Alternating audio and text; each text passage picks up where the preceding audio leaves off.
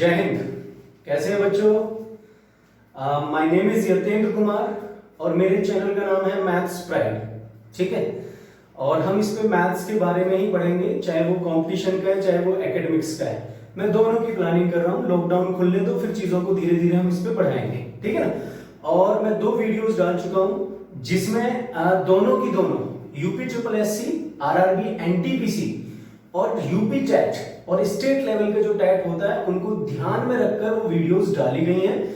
कोई भी बच्चा उसे एसएससी बैंक का ना समझे, क्योंकि उस तरीके के क्वेश्चन उसमें आते नहीं है। मीन, मोड, मीडियन और रेंज से रिलेटेड क्वेश्चंस आरआरबी, एनटीपीसी और यूपी ट्रिपल एससी में आते हैं। यूपी ट्रिपल एससी बच्चे नहीं जानते, लेकिन अगर मैं ये बोलता हूं कि पटवारी में आता है, लेखपाल के में आता है, वीडियो में आता है, इन पेपर्स में आ रहा है, ग्रामीण विकास अधिकारी में आता है, ठीक है ना, तो इन पेपर्स में आ रहा है, तो बच्चे आसानी से समझ जाएंगे और तैयारी भी करेंगे।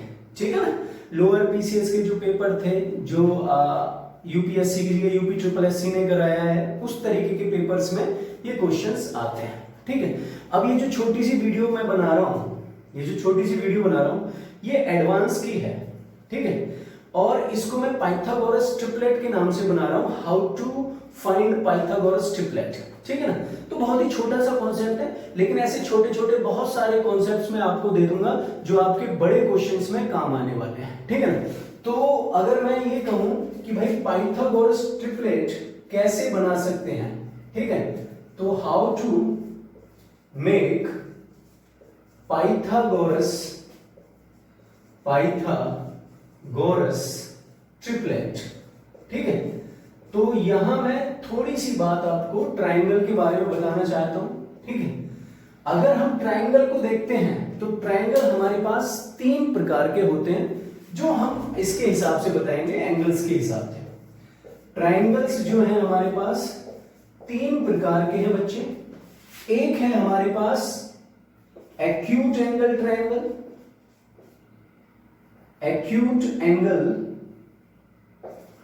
ट्राइंगल, ठीक है, एक्यूट एंगल ट्राइंगल, इसको बोलते हैं त्रिभुज। क्या बोलते हैं मेरे बच्चे? त्रिभुज। और इसको बोलते हैं न्यून कोण त्रिभुज। क्या बोलते हैं भाई? न्यून कोण त्रिभुज। ठीक है। दूसरा होता है हमारे पास राइट एंगल ट्राइंगल। ठीक है, और इसको बोलते हैं हम समकोण त्रिभुज। और तीसरा है हमारे पास ऑब्ट्यूज एंगल ट्राइंगल, मतलब अधिक कोण त्रिभुज। क्लियर है? अब जैसे कि त्रिभुज की मैं बात कर रहा हूं, तो बेसिक चीजें आपको त्रिभुज के बारे में पता ही होंगी। ठीक है, नहीं भी पता है तो भी हम डिस्कस कर लेते हैं, कोई दिक्कत नहीं है। ये त्रिभुज है, ठीक है, और आज जो हम पढ़ेंगे वो इसके बारे में पढ़ेंगे, राइट एंगल ट्राइंगल। ये बहुत ही इंपॉर्टेंट है, ठीक है, हर तरीके से इंपॉर्टेंट है। अगर मैं ये कहूं कि कोई त्रिभुज का मुझे कैसे पता चले कि वो एक्यूट एंगल ट्राइंगल है या वो राइट एंगल ट्राइंगल है या वो ऑब्ट्यूज एंगल ट्राइंगल है। मेरे बच्चों ने कुछ मेरे को बोला भी कि सर हिंदी मीडियम में भी पढ़ाइए, कुछ बच्चे कह रहे हैं सर इंग्लिश मीडियम में पढ़ाइए। तो बच्चे बाइलिंगुअल चल रहा है, कहीं कोई दिक्कत होती है तो आप मेरे को फिर मैसेज करना, मैं सुधार करने की कोशिश करूंगा। ठीक है, मैं चाह रहा हूं कि सारी चीजें अच्छे से आपके समझ में आए। एक्यूट एंगल ट्राइंगल क्या होता है बच्चे? ठीक है, जिसके तीनों कोण 90 डिग्री से छोटे। क्लियर? तीनों के तीनों कोण 90 डिग्री से छोटे हो, चाहे वो कितने के भी हो। ठीक है, मैंने इसको ले लिया ABC। राइट एंगल ट्राइंगल क्या होता है बच्चे? जिसका एक कोण समकोण हो। एक कोण समकोण हो मतलब 90 डिग्री का हो। ठीक है, और ऑब्ट्यूज एंगल ट्राइंगल क्या होता है? अधिक कोण, जिसमें एक कोण 90 डिग्री से बड़ा हो, दैट इज अधिक कोण त्रिभुज। इसको नाम दे दिया मैंने ABC। वो भी ABC था, इसको भी नाम दे दिया ABC। ठीक है, ये मैंने तीनों त्रिभुज बना दिए। ठीक, अब आ जाते हैं हम आगे। बच्चे अगर मुझे ये देखना है कि मुझे कैसे पता चले कि ये एक्यूट एंगल ट्रायंगल है, ये ऑब्ट्यूज एंगल ट्रायंगल है, ये राइट एंगल ट्रायंगल है, तो इसका बेसिक सा फंडा है, जो भी सबसे बड़ी भुजा हो, जो भी सबसे बड़ी भुजा हो, भाई मान लेता हूं मैं कि यहां एक और है इसका स्टैंडर्ड फॉर्म के ए के सामने की भुजा को ए, बी के सामने की भुजा को स्मॉल बी और सी के सामने की भुजा को स्मॉल सी मानते हैं, ठीक है ना। ऐसे ही हमने यहाँ बी के सामने की भुजा को स्मॉल बी, सी के सामने की भुजा को स्मॉल सी और ए के सामने की भुजा को स्मॉल ए मान लिया। यहाँ ए के सामने की भुजा को स्मॉल ए, बी के सामने की भुजा को स्मॉल बी और सी के सामने की भुजा को स्मॉल सी मान लिया, ठीक है। तो मैं ये मान के चल रहा हूं कि ये एंगल सबसे बड़ा है, मैं मान के चल रहा हूं, ठीक है, और ये भुजा सबसे बड़ी है, इसमें ये सबसे बड़ा है, ये भुजा बड़ी है, इसमें ये सबसे बड़ा है, ये भुजा बड़ी है, ठीक है।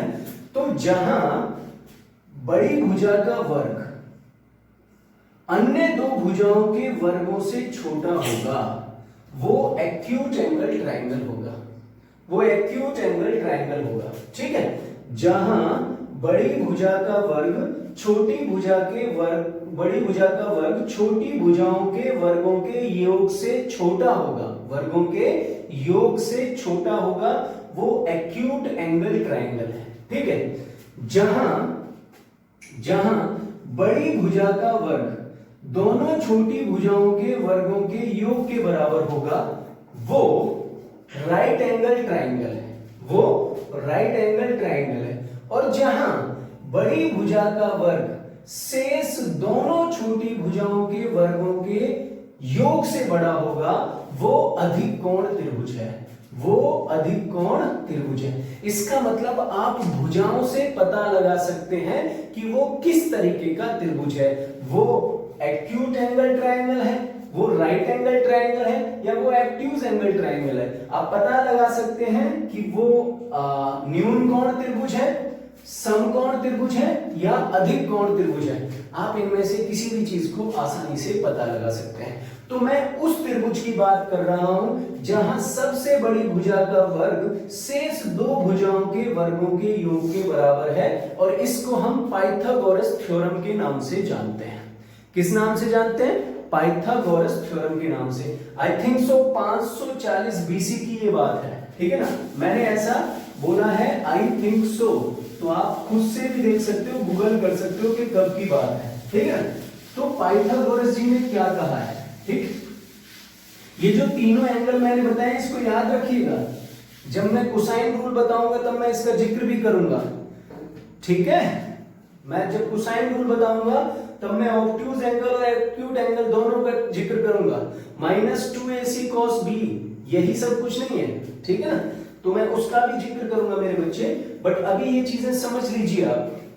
अब हम बात करते हैं पाइथागोरस जी की। तो पाइथागोरस जी ने कहा है कि समकोण त्रिभुज में कर्ण पर बना वर्ग शेष दोनों भुजाओं पर बने वर्गों के योग के बराबर होता है। समकोण त्रिभुज जिसमें एक कोण 90 डिग्री का हो, दूसरे कितने के भी हो सकते हैं लेकिन होंगे इतने के जिससे कि उनका योग 90 हो जाए, क्योंकि हम जानते हैं किसी भी त्रिभुज के तीनों कोणों का योग 180 डिग्री होता है। कैसे होता है ये भी कराएंगे, बट अभी हम पाइथागोरस ट्रिपलेट पे आते हैं, ठीक है। मैंने त्रिभुज का नाम रख दिया ए बी सी।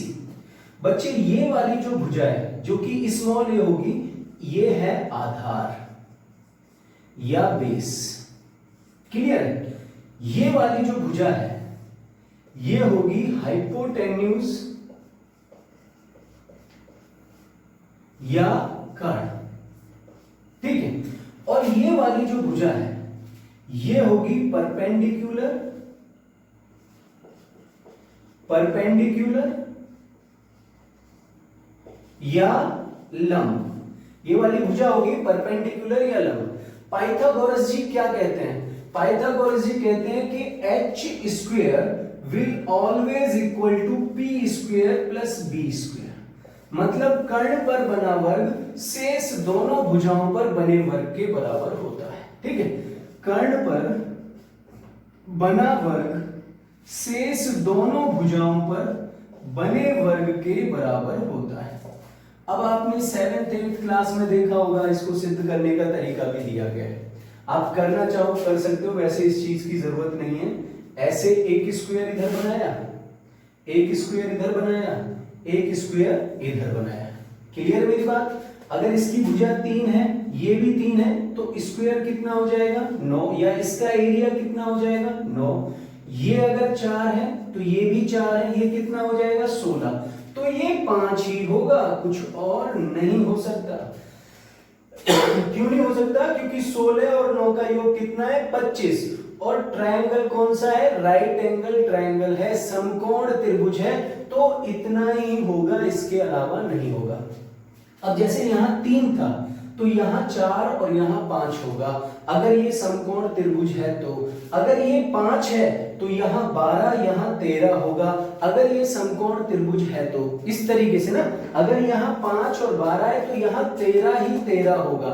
ऐसा नहीं है कि 5 के साथ यहां कुछ वो ही लगेगा। मैं ट्रिपलेट की बात कर रहा हूं, तो कोई भी ऑब्जेक्शन नहीं उठाए। अगर हम ट्रिपलेट की बात कर रहे हैं, ट्रिपलेट मतलब त्रियक, इसको बोलते हैं पाइथागोरस त्रियक, ठीक है ना।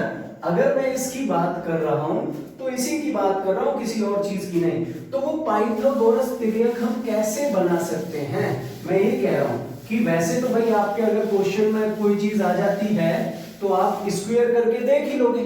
मेरी बात समझ रहे हो ना, कि सबसे बड़ी भुजा का स्क्वायर करके देख लीजिए, शेष दो भुजाओं के स्क्वायर को जोड़ के देख लीजिए, अगर वो बराबर है तो फिर वो क्या बना रहे हैं? Pythagoras triplet.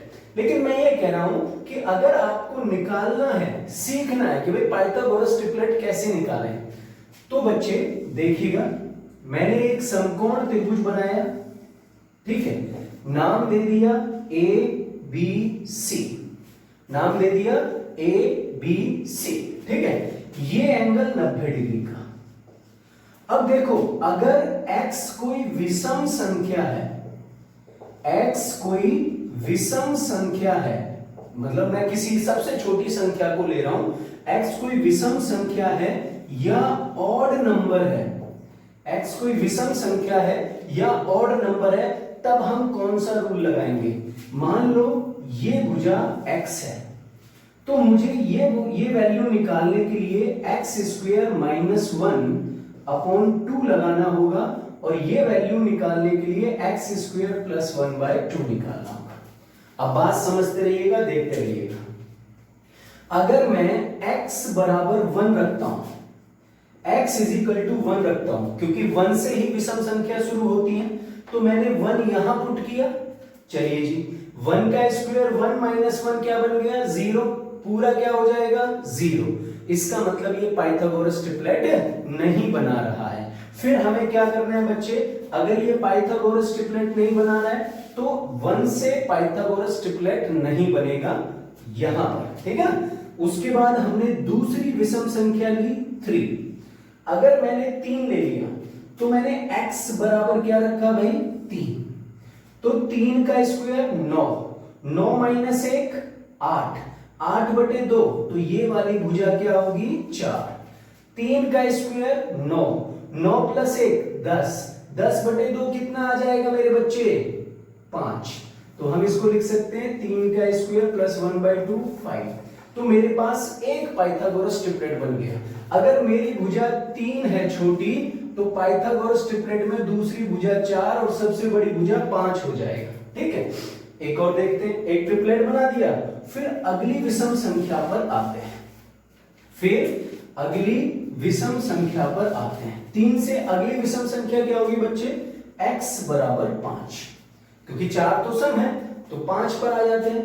अगर मैं इसको 5 मान लेता हूं तो ये कितनी आ जाएगी भाई? 5 का स्क्वायर 25, 25 माइनस 1 24/2, ये आ जाएगी 5 का स्क्वायर 25 माइनस 1 24/2 मतलब 12, और ये आ जाएगी 25 प्लस 1 26/2, कितना आ जाएगी?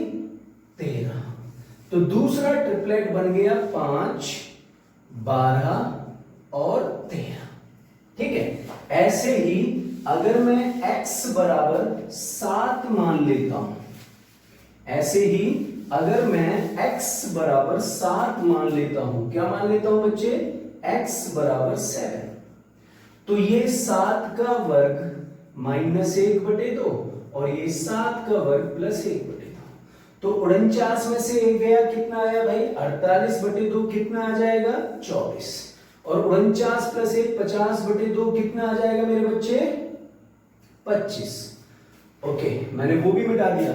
यहां एक ट्रिपलेट हम बना चुके थे 3 4 5 का, दूसरा बना चुके थे 5 12 13 का, और अब जो बनाया है वो है हमारे पास 7, ठीक है, और उसके बाद है 24 और उसके बाद है 25 का, ठीक है ना।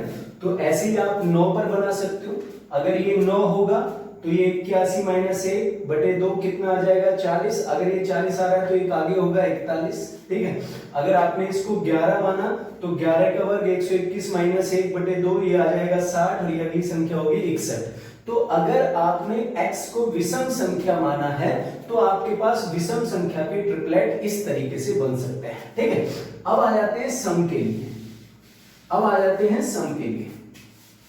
अगर आप x बराबर कोई सम संख्या मानते हैं, ठीक है, अगर x बराबर कोई सम संख्या मानते हैं, ठीक है, अब वो सम संख्या 2 हो सकती है, 4 हो सकती है, 6 8 10 कुछ भी हो सकती है। तो आपको फॉर्मूले में थोड़ा सा बदलाव करना होगा। विषम को अगर हम 2 से गुणा करें तो वो सम हो जाता है। इसका मतलब आप इस फॉर्मूले में 2 से गुणा कर दीजिए तो ये हो जाएगा 2x। इसे मिटा दीजिए क्योंकि 2 की गुणा करोगे तो वो कैंसिल, और इसमें 2 की गुणा करोगे तो नीचे वाला 2 भी कैंसिल। तो अगर सम संख्या है तो आप इस तरीके से फॉर्मूला लगा के क्वेश्चन को कर सकते हैं। अब क्या होता है कि मैंने x बराबर 2 माना। अगर x बराबर 2 मान रहा हूं तो यहां कितना आ जाएगा 4। 2 की पावर 2, 2 की पावर 2 - 1 और यहां 2 की पावर +1। क्लियर है मेरे बच्चे। तो ये आ जाएगा 5 और ये आ जाएगा 3। पहले वाले ट्रिपलेट को ये जस्टिफाई कर रहा है क्योंकि पहले वाले ट्रिपलेट में एक सम संख्या 4 भी है और उसको हमने किससे बनाया है 2 से। अगर हम अगला x को 4 मान लेते हैं, ठीक है, अगले x को 4 मान लेते हैं तो ये x को 4 माना, ये हो जाएगा 8, ठीक है, और ये 4 का स्क्वायर कितना हुआ 16 - 1 15, तो ये आ जाएगा 15, और ये 4 का स्क्वायर 16 + 1 ये आ जाएगा 17, तो ये आ गया 8 15 17। क्लियर है मेरी बात बच्चे। तो ये हमने दूसरा क्वेश्चन कर लिया जहां हमने कोई इवन नंबर माना था x। अच्छा, एक और देखते हैं। x बराबर अगर मैं 6 मान लेता हूं तो क्या बनेगा मेरे बच्चे पाइथागोरस ट्रिपलेट, ठीक है। तो 6 का डबल कितना हुआ 12, 6 का वर्ग 36 - 1 तो कितना आ जाएगा भाई 35, और ये 6 का वर्ग 36 + 1 कितना आ जाएगा 37। 6 का वर्ग 36 + 1 कितना आ जाएगा 37। तो आपके पास क्या बन जाएगा 6 के बाद आपके पास 35 और 37, ये एक पाइथागोरस ट्रिपलेट बन जाएगा। तो इसी तरीके से आप 8 रखिए, फिर 10 रखिए, फिर 12 रखिए, 14 रखिए, और आप पाइथागोरस ट्रिपलेट बना सकते हैं। मैं जानता हूं कि ये बहुत ही छोटा है, तो मैं जब भी अपनी क्लासेस लूंगा छोटे छोटे कॉन्सेप्ट्स भी अलग से देता रहूंगा जिससे आपका बेस मजबूत हो, ठीक है। देखते रहिएगा मैथ्स बाय यतेंद्र कुमार, जो कि मैं पढ़ा रहा हूं। चैनल का नाम है मैथ्स प्राइड। सब्सक्राइब करें, लाइक करें, ठीक है, और बेल आइकन दबाना ना भूलें।